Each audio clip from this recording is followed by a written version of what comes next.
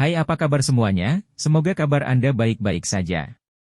Terima kasih karena sudah memberikan support dan juga kesetiaan Anda untuk membangun channel Codot Film. Yuk kita lanjutkan alur ceritanya, sambil siapin kopi dan cemilan, setting suara volume full. Gasken. Memperbaiki boneka Seaton Langit. Kabut darah keruh melonjak ke segala arah dari cincin berwarna putih. Itu dengan cepat diaglomerasi menjadi sosok berwarna darah di dalam gua. Sosok ini baru saja muncul ketika bau yang sangat pekat menyebar. Namun, dua orang di dalam gua itu bukanlah orang biasa. Emosi negatif semacam ini tidak berhasil merusak pikiran mereka. Roh ganas itu baru saja muncul saat melihat Xiao Yan dan Tian Huo Zunzhe. Mungkin karena telah ditangkap terakhir kali melihat orang-orang ini, tetapi sebenarnya tidak menerkam mereka. Sebaliknya, itu berbalik, berubah menjadi bayangan darah yang melesat keluar dari gua. Tampaknya takut pada mereka dan benar-benar berusaha melarikan diri. HMPH, kamu ingin kabur? Tian Huo Zunzhe mendengus dingin saat melihat tindakan roh yang ganas itu. Tangannya terkepal dan api jantung yang jatuh di depannya dengan cepat menyebar.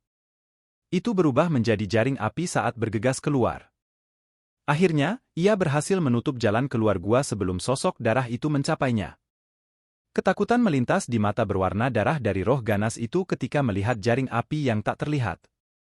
Meskipun tidak memiliki kecerdasan, instingnya mengatakan bahwa jaring api tak terlihat di depannya ini akan menyebabkan kerusakan besar. Sosok darah yang bergegas itu dengan paksa menghentikan tubuh pengisiannya di tengah pekikan yang menusuk telinga. Setelah itu, ia menghentikan tubuhnya di tempat yang hanya berjarak 5 kaki dari jaring api.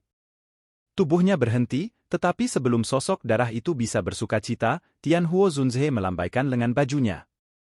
Orang bisa menyaksikan jaring api jatuh sebelum berubah menjadi sesuatu seperti serigala lapar, menyerang ke depan. Jaring melilit roh yang ganas, yang tidak bisa mundur tepat waktu. Ki. Jaring api baru saja melakukan kontak dengan tubuh roh ganas itu ketika itu segera mengeluarkan gelombang kabut putih. Suara, ci, berulang kali muncul. Itu juga diiringi dengan perjuangan habis-habisan dari semangat yang ganas. Meskipun tidak memiliki kecerdasan apapun, api hati yang jatuh dapat memengaruhi rohnya. Sulit untuk menghindari rasa sakit yang membakar yang berasal dari roh seseorang. Gelombang kabut berwarna darah kental melonjak dari tubuh roh yang ganas saat itu berjuang.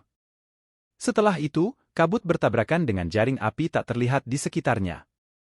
Mereka mulai saling mengikis dengan kejam dan kejam.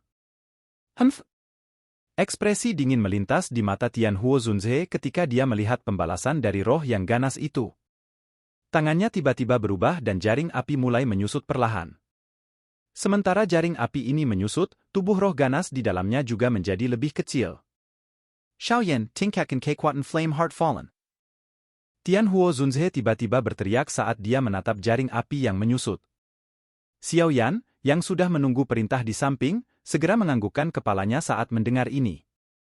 Dia menjentikkan jarinya dan gelombang douki ditembakkan. Akhirnya, itu mendarat di jaring api. Douki dengan cepat ditelan oleh jaring api. Setelah konsumsi jaringan api douki, nyala api tak terlihat yang tersisa di permukaannya menjadi lebih padat. Di sisi lain, roh ganas di dalam berulang kali mengeluarkan pekikan geram karena memanggang. Tidak peduli seberapa kuat dia berjuang, terlalu sulit untuk melarikan diri dari pengekang jaring api. Terus perkuat itu. Tian Huo Zunzhe melirik roh yang masih berjuang dan memerintah dengan suara yang dalam.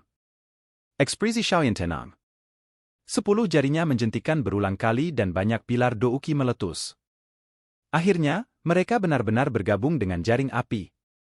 Dengan tambahan lebih banyak douki, suhu flame jantung yang jatuh menjadi menakutkan. Pada akhirnya, roh yang ganas akhirnya meletus di tengah tangisan sengsara yang tajam dan berubah menjadi kabut berwarna darah kental yang melayang di dalam jaring api. Tian Huo Zunzhe menghela nafas lega saat melihat pemandangan ini.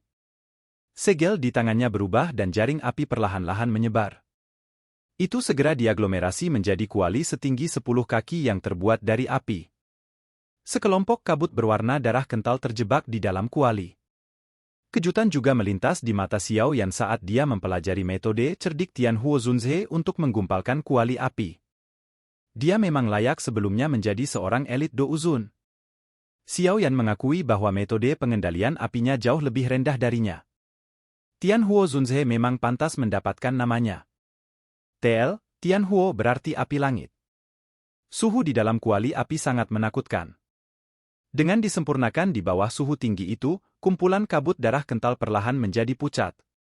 Xiao Yan tahu bahwa selama warna darah di dalamnya benar-benar dimurnikan, roh yang ganas akan berhasil disempurnakan menjadi sekelompok kekuatan spiritual yang sangat murni.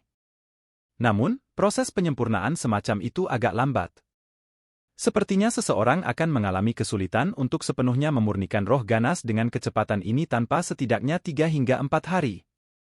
Baiklah, selanjutnya, saya ingin Anda membantu saya menjaga kuali api ini. Aku yang sekarang tidak mampu menahan kelelahan dari kuali api ini. Wajah Tianhuo Zunze mengungkapkan senyuman saat dia melihat kabut berwarna darah, perlahan disempurnakan di dalam kuali api. Setelah itu, dia tersenyum saat berbicara dengan Xiao Yan. Aye, Pak Tua Yao, kamu bisa santai saja. Xiao Yan tersenyum dan mengangguk. Nyala api dikendalikan oleh Tianhuo Zunze. Yang perlu dia lakukan hanyalah menyediakan douki yang cukup untuk melakukan manuver Flame Heart Fallen. Ini tidak menguras terlalu banyak kekuatan mentalnya. Tianhuo Zunze juga tersenyum dan mengangguk saat mendengar ini. Setelah itu, dia perlahan menutup matanya dan duduk bersila di udara. Benang kekuatan spiritual keluar dan mengendalikan nyala api di dalam kuali api untuk melanjutkan penyempurnaan. Xiao Yan sekali lagi menuangkan gelombang douki ke dalam kuali api saat melihat Tianhuo Zunze menutup matanya. Setelah itu, dia mengepalkan tangannya dan gulungan bambu coklat keabu-abuan biasa muncul di tangannya. Wayang Langit-Langit. Gulungan ini secara alami merupakan harta karun yang diperoleh Xiao Yan dari merampok gudang Demon Flame Valley. Keterampilan boneka yang terekam di dalamnya menyebabkan dia menjadi sangat penasaran. Jari Xiao Yan perlahan membuka gulungan itu. Kata-kata yang tertulis di atasnya mulai memasuki kepala Xiao Yan satu persatu sebelum meninggalkan ingatan yang dalam yang sulit dihilangkan. Gua itu perlahan turun ke dalam keheningan.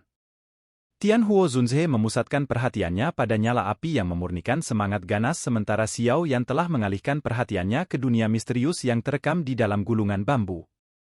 Suasana tenang ini berlanjut sekitar 1 jam atau lebih sebelum Xiao Yan pulih dari suara desakan Tianhuo Zunze. Dia segera tersenyum malu dan buru-buru memanggil gelombang douki untuk dilemparkan ke kuali api. Setelah 1 jam belajar, Xiao Yan juga mendapatkan pemahaman tentang boneka setan langit ini. Jika seseorang ingin menyempurnakan hal ini, seseorang harus memiliki 3 bahan utama yang tertulis dalam pendahuluan, mayat, monster core, dan roh.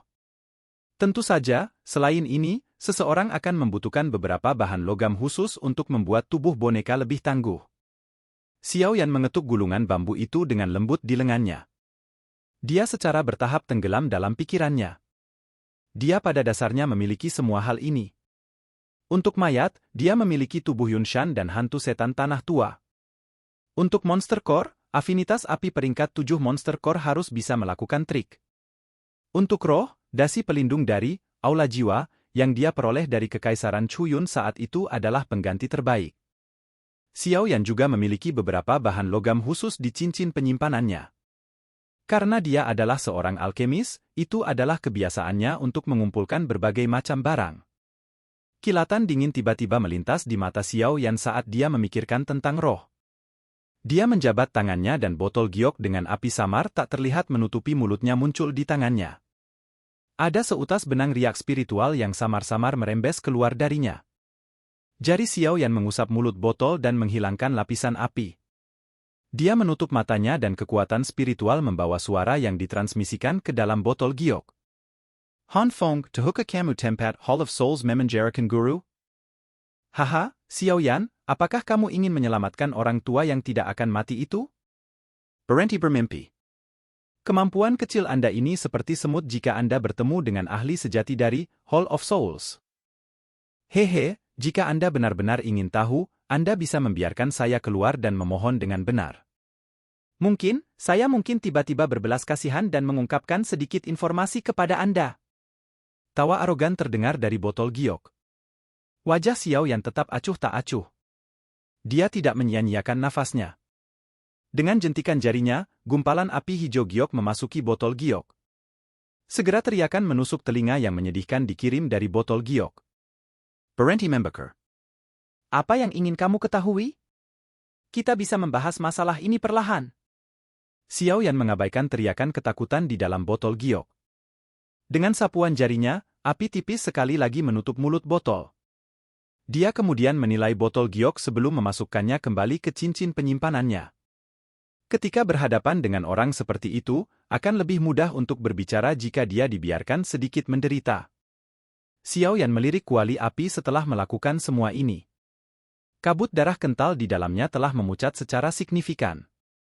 Jelas, penyempurnaan berjalan dengan cukup baik. Tatapan Xiao Yan beralih dari kuali api. Dia bermain dengan gulungan bambu di tangannya, ragu-ragu sejenak, dan menyimpannya di dalam cincin penyimpanannya. Saat ini, dia masih perlu merawat kuali api. Karenanya, ini bukanlah waktu terbaik untuk memperbaiki hal-hal lain. Tidak akan terlalu terlambat untuk menunggu sampai dia benar-benar menyempurnakan semangat ganas sebelum memulai. Xiao Yan berhenti ragu-ragu setelah membuat keputusan di dalam hatinya. Dia menghembuskan nafas lembut, duduk bersila, dan mulai menyerap energi untuk mengisi kembali kelelahan di dalam tubuhnya. 3 hari kehalusan berlalu dalam sekejap. Pada hari ini, 2 orang di dalam gua yang menutup mata mereka bersama tanpa persetujuan sebelumnya. Tatapan mereka terlempar ke kuali api yang melayang di udara. Keduanya merasakan bahwa kabut berwarna darah kental telah benar-benar tersebar. Menggantinya adalah sekelompok uap yang kacau. Xiao Yan merasakan kekuatan spiritual yang sangat padat dalam uap itu. Akhirnya berhasil disempurnakan. Ekspresi bersemangat melintas di mata Tian Huo Zunze saat dia menatap gas yang tak terlihat.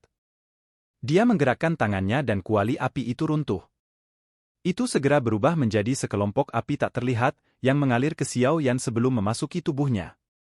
Gugusan gas kacau itu ditelan oleh Tian Huo Zunze setelah mendekatinya. Sosoknya kemudian berguncang dan menjelma menjadi cahaya putih yang memasuki cincin berwarna putih tersebut. Haha, Xiao Yan, kata-kata tidak bisa mengucapkan terima kasih yang sebesar itu. Aku yang dulu akan datang dan membalas budi ini setelah sepenuhnya menyerap kekuatan spiritual ini. Selain itu, waktu yang saya butuhkan untuk penyerapan ini mungkin agak lama. Kamu harus lebih berhati-hati. Xiao Yan juga tersenyum saat mendengar tawa Tian Huo Zunze. Dia mengangguk sedikit dan mengangkat kepalanya untuk melihat gua yang kosong. Dia tertawa pelan, "Oh kalau begitu, aku akan memperbaiki boneka setan langit. Oh silakan pergi ke." Oke guys, jangan lupa like, comment, share, and subscribe di channel Codot Film. See you next video. Peace out and bye-bye.